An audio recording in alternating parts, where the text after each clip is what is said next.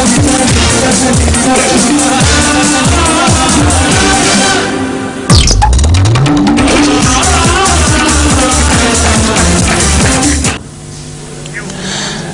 आपके कार्यक्रम आमने सामने में आपका स्वागत है। मैं हूं सुधांशु रंजन।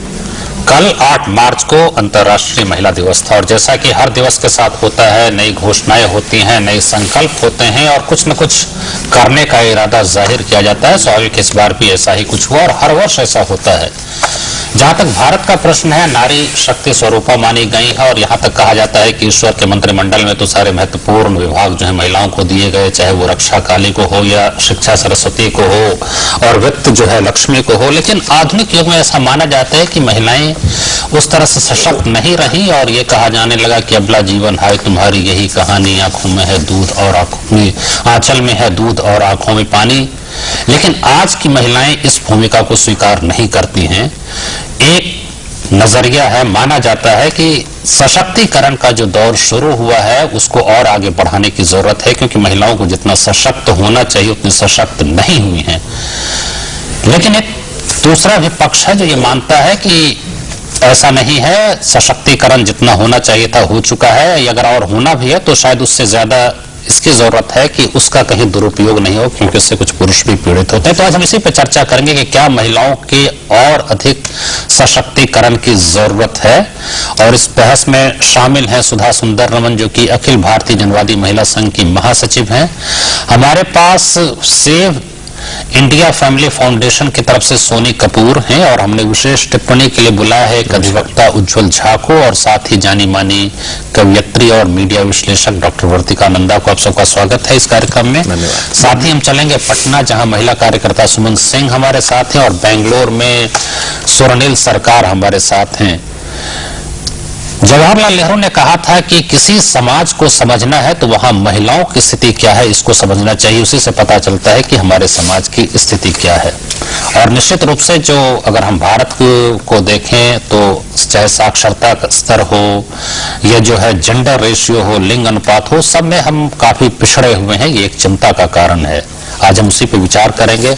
सुधा सुंदररमन, आप बताएं, आप क्या मानती हैं, सशक्तिकरण और कितना करने की जरूरत है और क्यों? नमस्कार। मैं तो समझती हूँ कि महिलाएं काफी आगे आ रही हैं और समानता की ओर वो बढ़ना चाह रही हैं।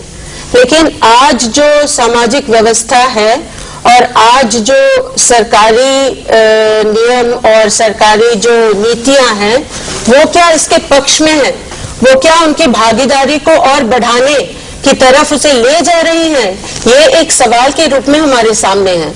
क्योंकि अब देखिए, आप क्या मानती हैं? मैं तो समझती हूँ कि और ज्यादा समाज की ओर से और सरकार की ओर से सेंसिटिविटी भी चाहिए और इंटरवेंशन भी चाहिए। आप देखिए 33% आरक्षण का अब इतने साल हो गए, 16 साल से लड़ाई चल रही है। अब पंचायत में महिलाओं के लाने के लिए जो बना हुआ है कानून और जो म्यूनिसिपालिटी वगैरह में लाने के लिए बना हुआ है, लेकिन अभी तक विधानसभा में, अभी तक पार्लियामेंट में, संसद में ये क्यों नहीं पारित हुआ है, ये क्यों नहीं लाया गया है? नहीं, वो तो एक है, एक तो ये नहीं, मतलब राजनीतिक तौर पे यदि आप समानता सच एब्सोल्युटली चाहते हो तो फिर सभी क्षेत्र में होना चाहिए, राजनीतिक, सामाजिक, आर्थिक। आपने अपनी बात कह ली कि वो जो विधेयक बहुत दिनों से लंबित है, इसके अलावा आप क्या मानते हैं कि महिलाएं अभी कमजोर हैं या मजबूत हो चुकी हैं? नहीं, महिलाओं की कमजोरी की बात एक तरीके से केवल उनकी कमजोरी की बात नहीं है। महिलाएं तो आज मतलब अब जीवित रहना ही उनकी ताकत की एक यहाँ परिभाषा हमें देखनी चाहिए कि आज जिस तरीके से बना हुआ है, उनके इर्द गिर्द की महंगाई इतनी बढ़ गई है, उनके लिए कोई सपोर्ट सिस्टम्स नहीं है, लेकिन फिर भी वो जिंदा रह के वो परिवार चला के दिखा रही है। तो ये एक ताकत है, लेकिन इस ताकत को इसको मतलब और आगे बढ़ा के उन्हें सही जगह दिया जाए, उनको सही एक उनके लिए व्यवस्था बनाया जाए। इसमें आप मानते हैं कि कमियां हैं अभी? बहुत ज्यादा। सोनी कपूर। हाँ जी, देखिए ऐसा है, जहां तक बात है सशक्तिकरण की, तो इसमें कोई शक नहीं है कि हर वर्ग को, समाज के हर वर्ग को सशक्त होना चाहिए। तो जैसा कि सुधा जी कह रही थी कि आरक्षण होना चाहिए और बहुत तरह की मांगे उठती रहती हैं, तो मुझे लगता है ये सशक्तिकरण से ज्यादा तुष्टीकरण की बात होने लगी है। आप कहती हैं कि महिलाओं के लिए आरक्षण होना चाहिए। इस समय इस देश के अंदर 4 बड़े राज्य थे, अभी जब तक मायावती जी की सरकार थी पिछले 4-5 दिन पहले तक 4 बड़े राज्य थे जहां पर महिला मुख्यमंत्री थी, और ये चारों की चारों महिला मुख्यमंत्री जो है बिना किसी रिजर्वेशन के कोटे के बनी है। हिंदुस्तान शायद वेस्ट से पहले हमारे यहाँ एक महिला प्रधानमंत्री रह चुकी है, ये सब बिना कोटे के हुआ है। मार्गरेट थैचर जो है यूके में शायद पहली जो यूरोप में सबसे पहली जो महिला प्रधानमंत्री बताई, हाँ। वो मार्गरेट थैचर थी जो कि 1980 में आई। यूएस में अभी तक नहीं आ पाए हैं, रशिया में आज तक नहीं आ पाई हैं, पर हमारे यहाँ हिंदुस्तान के अंदर ठीक है सब होने के बावजूद राष्ट्रपति हैं, लोकसभा अध्यक्ष हैं, लोकसभा अध्यक्ष हैं, राष्ट्रपति हैं, ये सब महिलाएं जो हैं बिना किसी रिजर्वेशन के इस पद तक पहुंची हैं। अगर आप में लगन है तो आप पहुंच सकती हैं। और जिस तरह की बातें और इन्होंने कही कि हमारे यहाँ बजटिंग नहीं है, 48,000 करोड़ रुपए यूनियन बजट के अंदर सिर्फ महिलाओं के उत्थान के लिए खर्च होता है हर साल, 48,000 करोड़ रुपए, और ये हर साल 18% के हिसाब से बढ़ रहा है। इसको गलत मानते हैं क्या? नहीं, मैं इसे गलत नहीं मानता हूं, पर मैं ये मानता हूं कि ये जो पैसा है ये किसी और जगह भी खर्च हो सकता था। मैं एक बात बोलना चाहूंगा यहाँ पर कि जब भी महिलाओं के सशक्तिकरण की बात आती है तो एक बात हमें ध्यान रखना चाहिए कि इसमें सबसे बड़ा योगदान जो है वो है पावर का, यानी विद्युत का। जहां जिस सोसाइटी के अंदर इलेक्ट्रिफिकेशन हुआ है वहां महिलाओं के पास समय अधिक हुआ है। वरना आप देखें तो ट्रेडिशनल तौर पर महिलाएं जो हैं घर का कामकाज करती थी, वो पानी लाती थी, उनका बहुत सारा समय जो है इसमें व्यर्थ होता था। जब उनके पास समय आया तो उन्होंने और काम किए और इससे उनका खुद का उत्थान हुआ। विकास की बात कर रहे हैं, पहले विकास की बात खाना बनाती थी, अब गैस पे खाना बनाती है, वो तो आप उसको विकास। लेकिन खाना वही बना रही है ज्यादातर। हाँ, बिल्कुल। देखिए, आप अगर कहें कि खाना वही बना रही है तो कमा आजकल अधिकतर अभी भी मर्द ही रहे हैं, कमाकर अधिकतर जगह मर्द ही ला रहे हैं, तो ये तो रिस्पॉन्सिबिलिटी है। अब आप अगर एक सोशल स्ट्रक्चर को अगर आप तोड़ना चाहें तो एक दिन में नहीं टूटेगा। Even in west also still the women who does the household chores more than man. आप इसको उचित मानते हैं? मैं इसे उचित या अनुचित मानने की बात नहीं है, ये एक निजी राय है, एक निजी सोच है। अगर किसी महिला को घर का काम करना है, वो उसका पुरुष, आप कह रहे हैं। अगर ये व्यवस्था है, अगर ये व्यवस्था है तो व्यवस्था मैं नहीं बनाता हूँ, व्यवस्था समाज बनाता है और समाज को बदलने में बहुत समय लगता है। सिर्फ एक कानून बना देने से समाज नहीं बदला करते। सिर्फ कानून बना देने मात्र से अगर समाज बदलने होते तो हमने बहुत से कानून, 41 के लगभग कानून स्वतंत्रता से आज तक हमने महिलाओं के उत्थान के लिए बनाए हैं। तो हमारे समाज में जैसे कि ये कहते हैं कि पिछले 63 साल में 65 साल में कोई प्रोग्रेस ही नहीं हुई है, तो सिर्फ कानून बना देना तो उसका समाधान नहीं है ना। अगर आपको व्यवस्था को बदलना है तो सोच को बदलना पड़ेगा। सोच, वो जो कानून बनाए गए हैं उनसे पहली बात तो ये कि आप उनको उचित मानते हैं, और क्या उनसे आप मान रहे हैं कि फर्क नहीं आ रहा है? देखिए, बात यह है कि सामाजिक व्यवस्था को बदलने के लिए ये जो हमारी एक मानसिकता होनी चाहिए कि जनवाद को मानते हुए, समान अधिकार को मानते हुए उस दिशा में चले। क्या इस पर हमारी राय एक है? मैं आपको एक बात कहता हूं, मैं इस मुद्दे पर आऊंगा। अगर आपको महिलाओं के उत्थान की बात करनी है तो भी आपको यूनिवर्सलाइजेशन ऑफ एजुकेशन की बात करनी पड़ेगी। वो तो ठीक है, देखिए नहीं, आप इस बात को समझिए कि जब तक आप यूनिवर्सलाइजेशन ऑफ एजुकेशन की बात नहीं करते हैं, देखिए तो अगर तो चाहे वो महिला हो, दलित हो, पिछड़े हो, वो सबके सशक्तिकरण के लिए जरूरी है, सबसे बड़ा सशक्तिकरण। तो अगर आप सिर्फ महिलाओं के सशक्तिकरण की बात करते हैं और आपके पास साधन उतने ही हैं, तो आप अगर उन सब साधनों को सबके उत्थान के लिए लगाएं तो महिलाओं का सशक्तिकरण भी तो होगा। सिर्फ महिलाओं का सशक्तिकरण के लिए एक अलग से ये आप तो अधिवक्ता है, ये बताइए कि जब भी जितने कानून हैं, आपका क्या मानना है, उन कानूनों से कितना फायदा हो रहा है या नुकसान हो रहा है, कोई परिवर्तन आ रहा है, नहीं आ रहा है? नहीं, कानून हमेशा से परिवर्तन का माध्यम रहा है और कानून परिवर्तन कर रहा है। If you will take it from Vedic period also, from today also, supreme court from time to time starting from 78 जब 125 की डिफिनेशन, 125 सीआरपीसी की डिफिनेशन आई थी तो उस टाइम पे देखिए 5 से ज्यादा आप 500 रुपए से ज्यादा मेंटेनेंस नहीं दे सकते। सुप्रीम कोर्ट ने कहा था ऐसा नहीं है, it is for the pay 500 में भी the limit, but for the payer the 500 is not the limit. So कानून अपनी जगह पे कानून हमेशा करती आ रही है, बट जो हमें हमारे दोनों दोस्तों की बातों से लग रहा है ये कि एक इनकल्केशन की जरूरत है। It requires an inculcation in the family. I am also a social being. I can say it requires the inculcation in the social being only because you have made the law.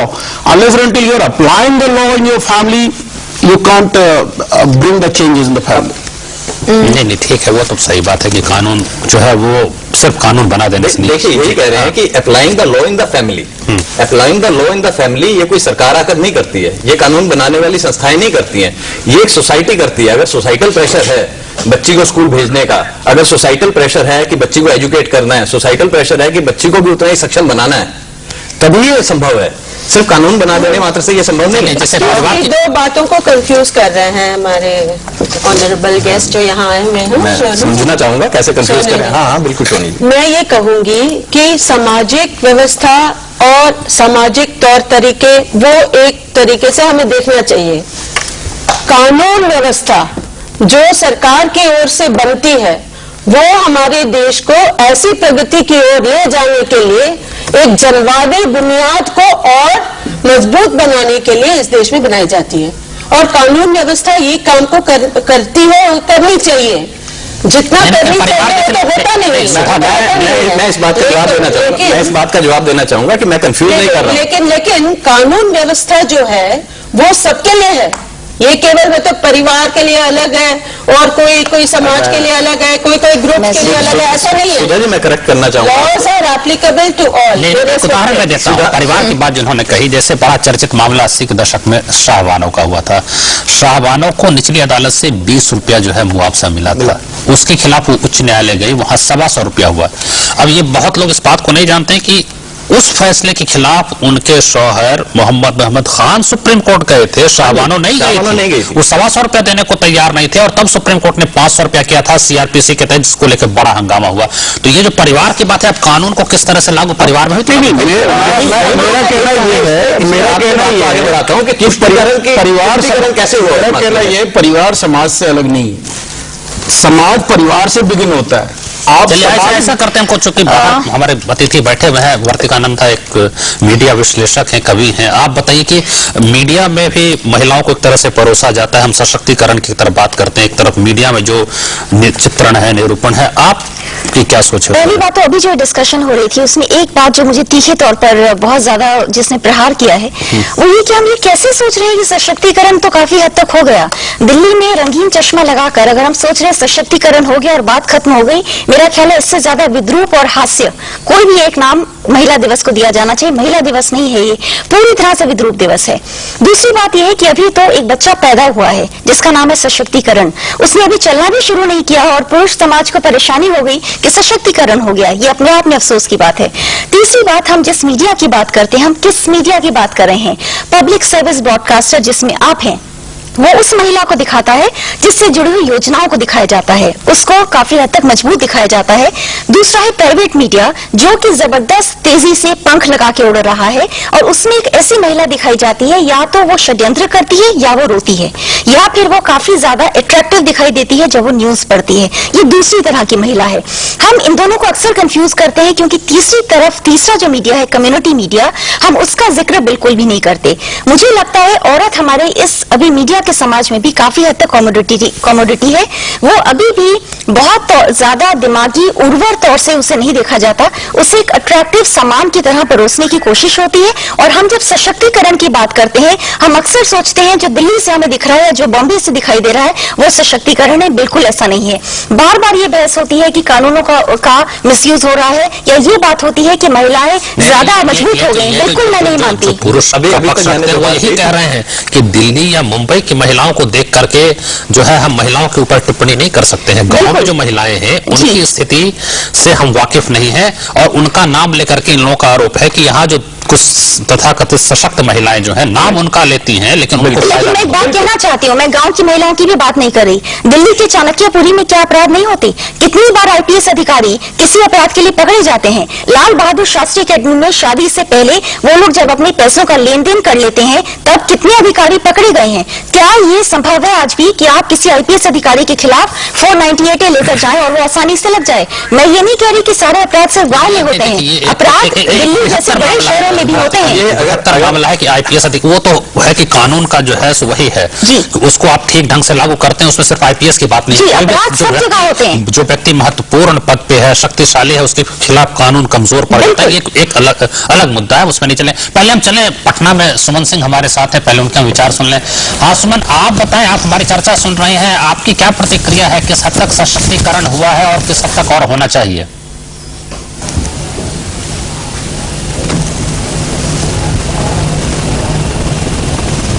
Sudhanshu जी, सशक्तिकरण की अगर हम बात करते हैं तो गांव के लेवल पर हम तो मेट्रोस की बात नहीं कर सकते, और मेट्रोस में भी वही हाल है जो गांव में है, लेकिन गांव की स्थिति ये है कि अगर एक एसएचजी ग्रुप की महिला है और वो अपने हक के लिए जब आगे आती है तब उनको कहा जाता है कि जरूरत से ज्यादा अपने कानून का इस्तेमाल कर रही हैं महिलाएं, जबकि वो सिर्फ और सिर्फ अपने परिवार को चलाने के लिए अपने अधिकार की बात करती हैं, अपने बच्चों का पेट भरने के लिए अपने अधिकार की बात करती हैं। तो सशक्तिकरण कहने का मतलब है कि महिलाएं इतना सशक्त अभी नहीं हो पाई हैं कि हर स्तर पर वो अपना निर्णय ले सके और समाज में अपने आप को ये कह सके कि हाँ, मैं इस स्तर पर हूं कि अपने परिवार, अपने समाज में हमारी एक काबिलियत है और हम अपने आप को स्टैब्लिश कर सकते हैं। तो गांव के स्तर पर वो तो बहुत अच्छा कह रही है कि ये सचमुच में अभी तो पैदा ही हुआ है सशक्तिकरण जैसा बीज, और इसमें अंकुर ही निकला है। अभी तो इसके ऊपर बहुत काम करने की जरूरत है, और अभी से ही ये जो हमारी पुरुष मानसिकता जो जितनी भी चीजों में आती है वो अभी से ही हल्ला कर रहे हैं कि ये तो बहुत ही सशक्त हो गई है, क्यों इनको ये चाहिए कोटा, क्यों चाहिए वो आरक्षण। ये आरक्षण और कोटा नहीं चाहिए, पर एक विशेष तौर पर आपको एक नजर डालनी पड़ेगी उन महिलाओं के ऊपर जो महिलाएं सचमुच में सदियों से दबाई गई हैं और किसी भी हाल में आज भी उनको निकलने से रोका जाता है। अगर हम पंचायती राज व्यवस्था की बात करते हैं, वहां उनको रिजर्वेशन मिला है, तो आप देख लीजिए रिजर्वेशन का क्या फायदा पुरुष वर्ग उठा रहे हैं, वो महिलाएं नहीं उठा रही हैं। वो महिलाएं जरूर मुखिया बन गई हैं, सरपंच बन गई हैं, पर उनके पति ही उसका फायदा उठा रहे हैं या उनके ससुर उसका फायदा उठा रहे हैं। तो हम इसे सशक्तिकरण नहीं कहेंगे जब तक वो खुद महिला खुद से पूरे पंचायत के लिए निर्णय नहीं ले पाएगी, वो इलेक्शन लड़ने का निर्णय नहीं ले पाएगी, तब तक तो हम सशक्तिकरण नहीं कह सकते हैं। इसीलिए मेरा ये मानना है कि ये जो कानून है, खासकर उस कानून का जागरूकता अवेयरनेस कानूनों का इस्तेमाल महिलाओं के खिलाफ ही हो रहा है। जिस कानून की आप बात कर रही हैं, वर्तिकानंदा कह रही थी कि किसी आईपीएस अधिकारी के खिलाफ जो है 498 का मामला दर्ज नहीं होता है, तो ये आरोप लग रहे हैं और कई सुप्रीम कोर्ट के फैसले में ये कहा गया कितना दुरुपयोग हो रहा है, उससे महिलाएं ही पीड़ित हो रही हैं।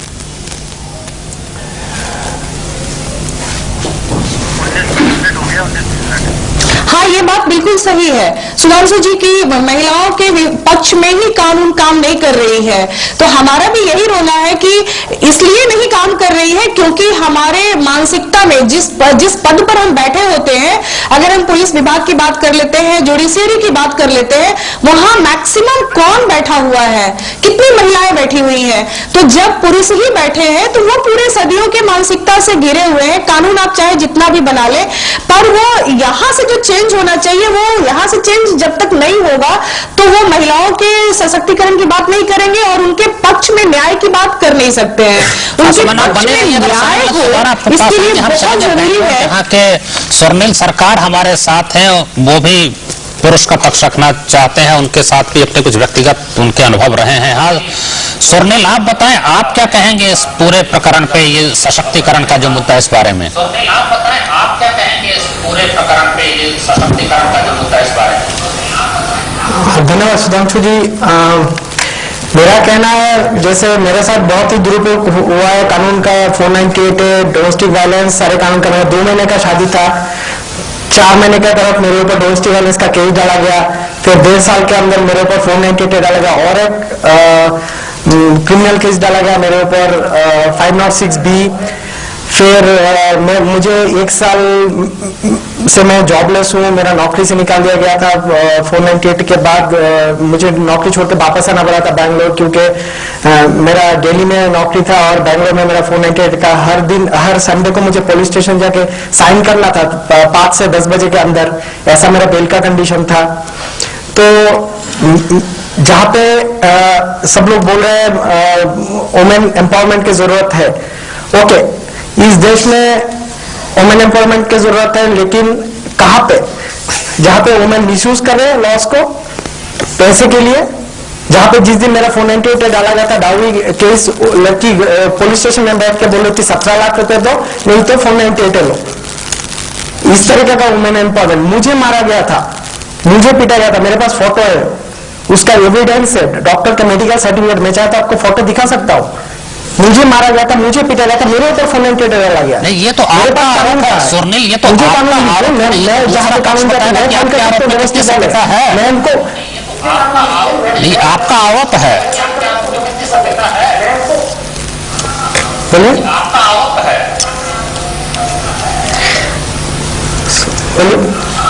नहीं, आपके आरोप में सत्यता कितनी है ये तो अदालत में तय होगा। आपके आरोप में सत्यता कितनी है ये तो अदालत में तय होगा।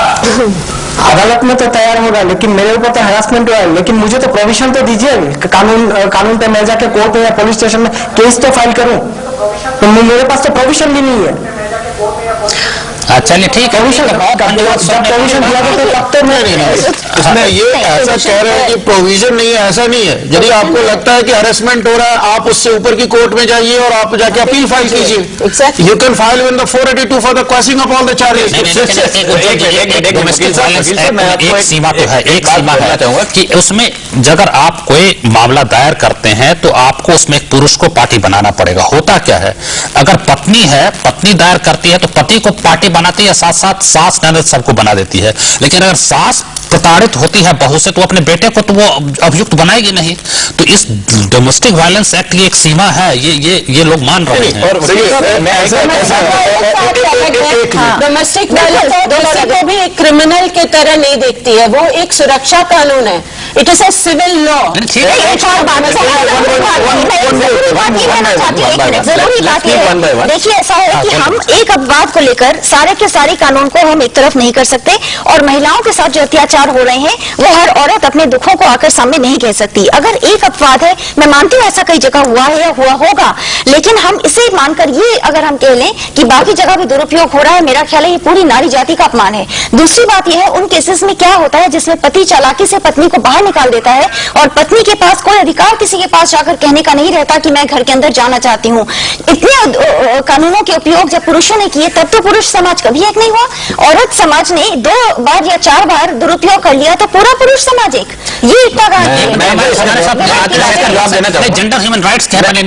एक मिनट आप जरा लाटरी शेखर दास को सुन लेते हैं, जेंडर ह्यूमन राइट्स की तरफ से क्या कहना है उन्हें। हम लोग ये मानते हैं कि नारी को जरूर सशक्तिकरण होना चाहिए, लेकिन एजुकेशन और सेल्फ डिपेंडेंस के माध्यम से, कोई कानून बनाने से नहीं, ताकि किसी हस्बैंड का या किसी पुरुष से कुछ पैसा लेके उस लड़की को दिया जाए। सशक्तिकरण होना चाहिए एजुकेशन से। हम लोग ये मानते हैं कि ड्यूटीज और नारी को यह बताना चाहिए कि उसका ड्यूटीज और रिस्पॉन्सिबिलिटीज क्या होना चाहिए। राइट्स तो उसके बाद आएगा। हम लोग भी इस साल नारी दिवस मनाया है to honor all those 41,000 women who get arrested every year on these false cases, जिसका हमारा सुप्रीम कोर्ट खुद कहा है ये कानूनी आतंकवाद है, और ये नहीं सालों साल ये केस चलता रहा है, और उसके बाद the conviction rate is near very less. तो इसलिए और सब लोग नारी का बोलता है कि नारी के ऊपर अत्याचार होता है, लेकिन हमारा माँ बहन के लिए कोई ये सब कोई सोचता नहीं है कि इतना 41,000 वुमेन अरेस्ट होता है। हर महिला कहीं पत्नी है, कहीं माँ है, कहीं बहन है। खाली महिला मतलब ये नहीं है कि खाली वो बहू है, वो माँ भी हो सकती है, किसी का बहन भी हो सकता है, लेकिन हमारा कानून खाली एक बहू को ही महिला मानता है और किसी को। इसके अलावा और एक पॉइंट, मैं छोटा सा एक पॉइंट बोलना चाहता हूँ। 2010 का जो एनसीआरबी का जो आंकड़े है उसमें यह पाया गया कि in comparison to 31,000 married women who committed suicide, 61,000 married men committed suicide. और उसमें एनसीआरबी के डिटेल ये दिया गया कि किस लिए डाउरी के लिए, फॉल्स डाउरी केस में वो सुसाइड किया, ये डिटेल है। लेकिन कोई शादीशुदा महिलाओं ने शादीशुदा जो पुरुष है 31,000 मैरिड जो वुमेन है उसका डबल है मैरिड मैन, लेकिन मैरिड मैन के लिए कोई कुछ बोलता ही नहीं है। कितनी पागल खानों में भेजी गई, कितनी डिप्रेशन की शिकार।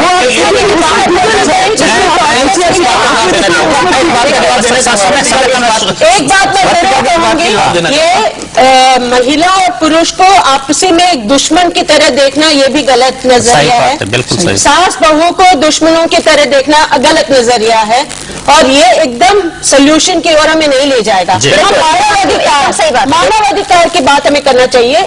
जो पुरुष है जो स्त्री है दोनों के मानव अधिकार होते जी। हैं और ये मानव अधिकार को हमें प्रोटेक्ट करना चाहिए, हमें उसकी सुरक्षा करनी सोनी चाहिए। कपूर, बिल्कुल, मैं भी यही कहना चाहता था। दो चीजें जो निकल के आई, आपने कहा कितनी महिला जलाएगी और ये सब जो भी आपने बोला, आप ये देखिए कि एनसीआरबी का डेटा बहुत ही ज्यादा प्रमाणित होता है, बहुत प्रमाणित डेटा है, ठीक है। इसके बावजूद जो आप डाउरी डेथ की बात करते हैं उसमें कुछ 7,000 या 8,000 की फिगर आती है और ये फिगर पिछले 30 साल जब से ये कानून बना है हर साल बढ़ती जा रही है। तो ऐसे कानून का क्या फायदा जिसके होने के बावजूद नहीं फायदा क्या, लेकिन एनसीआरबी मेरी बात सुन लीजिए प्लीज। ऐसे कानूनों का क्या फायदा जिनके आने के बाद कानून क्राइम बढ़ता जा रहा है। लेकिन एक अपवाद है इसमें। समय नहीं। जब दिल्ली में 498 बेलेबल हो गया, जिस दिन वो बेलेबल हो गया एक साल के अंदर 35% क्राइम कम हो गया 498 का दिल्ली के अंदर। ऐसा क्यों हुआ? इसका मतलब ये है कि मिसयूज था। बाय द वे, ये जो कानून बने हुए हैं, कानून ठीक ढंग से लागू नहीं हुए हैं, इस वजह से ये जो अन्याय हो रहा है महिलाओं के साथ बढ़ता जा रहा है। और ये जो कह रहे हैं, आपको ये मैं जरूर बताऊं कि सेक्शन 498 है, अभी तक ज्यादातर महिलाओं तक पहुंची ही नहीं। In India, what I feel, India lives in two parts. One, that is the metro, the other is the rural area. You go to the rural area, in rural area you will not find 498 has been misused. Might be in a metro, there may be certain aberrations. For those aberrations, court are alive of the situation and court is granting the bail liberally. But if you go to the rural area, take the example of UP. In UP, neither the women are aware of 498A. If the 498A case is there, then there is very difficult to शहरों में हुआ होगा, गाँव में नहीं हो रहा है। चलिए हम मैं ये कहना चाह रहा हूँ कि यदि सिर्फ नॉटी बॉय हो तो इसका मतलब ये नहीं कि वो जिसमें बच्चे को नहला रहे वही फेंक दो। कानून हमेशा होती है, प्रॉपर इंप्लीमेंटेशन होती है। बात water, yes, don't throw the water. हमने अब चर्चा समाप्त करेंगे। सुधा सुंदर रमन, सोनी कपूर, उज्जवल झा, वर्तिका नंदा, आप सबका बहुत धन्यवाद। और पटना में सुमन और बेंगलोर में स्वर्णिल, आपका भी बहुत बहुत धन्यवाद। ये बात तो सही है, जो तथ्य है कि महिलाओं के खिलाफ हिंसा की घटनाएं बढ़ी हैं और एनसीआरबी के आंकड़े भी बताते हैं कि हर 26 मिनट में एक मोलेस्टेशन की घटना, 34 मिनट में बलात्कार की घटना, 40 मिनट में अपहरण की घटनाएं महिलाओं के साथ हो रही है। बहुत चिंता का विषय है और निश्चित रूप से महिला और पुरुष को दुश्मन के रूप में अगर हम देखते हैं तो समस्या के समाधान की ओर नहीं बल्कि टकराव की ओर बढ़ेंगे और उससे निश्चित रूप से एक समरस समाज की हम कल्पना नहीं कर सकते हैं। समाज तभी प्रगति करेगा जब हम एक समरसता की बात करें और एक दूसरे को भागीदार बनाए, साथी बनाए। उस भावना को आगे बढ़ाने के लिए कानून के साथ साथ और भी चीजें हैं संवेदनशील बनाने की जरूरत है, उस पर ध्यान देने की जरूरत है। आपके पास अगर कोई सुझाव हो तो भेज सकते हैं आमने सामने as@dd.nic.in। आप हमें पत्र भी लिख सकते हैं आमने सामने, कमरा संख्या 511, टावर 2, दूरदर्शन भवन, कॉपर्निकस मार्ग, नई दिल्ली 110001। नमस्कार।